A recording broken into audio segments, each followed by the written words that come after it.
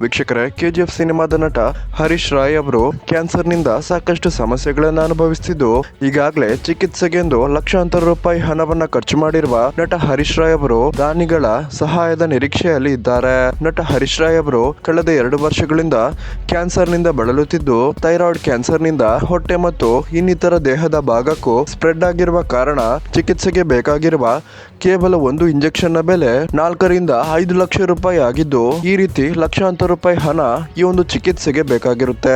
ಹಾಗಾಗಿ ವೀಕ್ಷಕರೇ, ನಟ ಧ್ರುವ ಸರ್ಜಾ, ನಟ ದರ್ಶನ್ ಹಾಗೇನೆ ಹಲವಾರು ನಟರು ಸೇರಿ ಹರೀಶ್ ರಾಯ್ ಅವರಿಗೆ ಸಹಾಯವನ್ನ ಮಾಡ್ತಿದ್ದು ಇದೀಗ ನಟ ಶಿವಣ್ಣ ಕೂಡ ತಮ್ಮ ಕೈಯಲ್ಲಾದಷ್ಟು ಸಹಾಯವನ್ನ ಮಾಡಿದ್ದಾರೆ.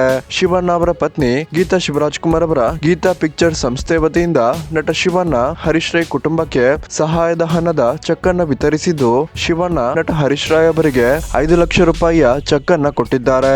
ವೀಕ್ಷಕರೇ, ನಿಮ್ಗೆ ಇದರ ಬಗ್ಗೆ ಏನನಿಸುತ್ತೆ ಅನ್ನೋದನ್ನ ದಯವಿಟ್ಟು ಕಮೆಂಟ್ ಮಾಡಿ ತಿಳಿಸಿ. ಹಾಗೇನೆ ನಟ ಶಿವಣ್ಣ ಮತ್ತು ಅಪ್ಪು ಫ್ಯಾನ್ಸ್ ಈ ವಿಡಿಯೋಗೊಂದು ಲೈಕ್ ಮಾಡೋದನ್ನ ಮರಿಬೇಡಿ.